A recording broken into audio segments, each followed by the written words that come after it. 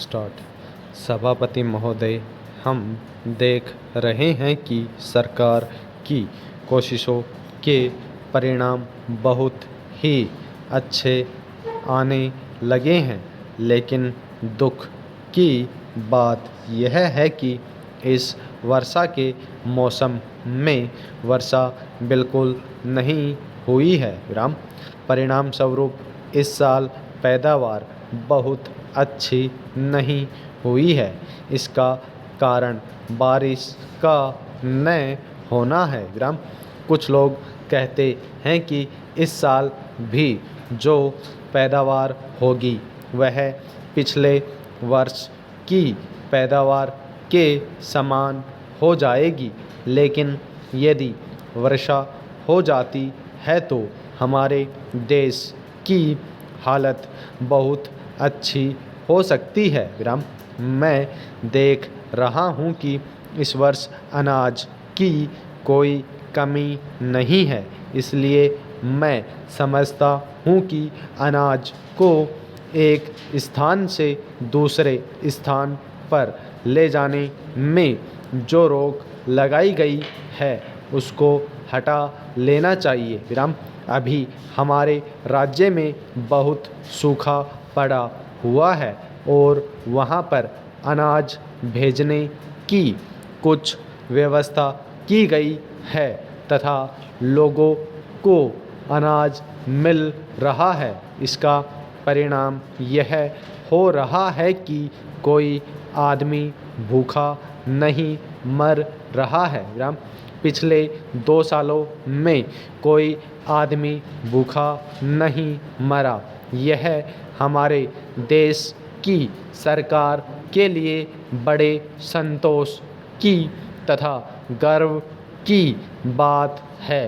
पैराचिंज, यदि हमें अनाज की उपज बढ़ानी है तो हमें पानी की व्यवस्था करनी होगी।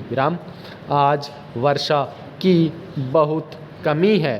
ख़ास तौर से मैं अपने क्षेत्र की बात आपको बतलाना चाहता हूँ।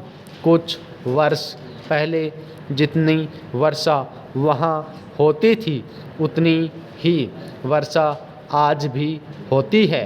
वहाँ नहरें भी हैं, लेकिन नहर का पानी वहाँ नहीं जाता है।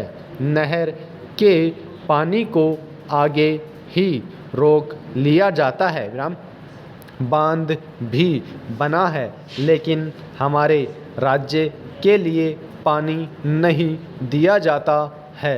इसका परिणाम यह होता है कि पानी न मिलने के कारण लोगों को काफ़ी परेशानी का सामना करना पड़ता है।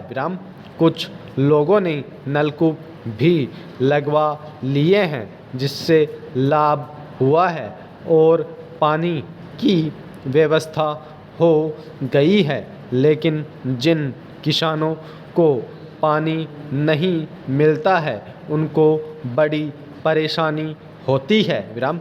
पहली योजना से मैं इस बात का प्रयत्न कर रहा हूँ कि हमारे क्षेत्र के लिए पानी की व्यवस्था की जाए।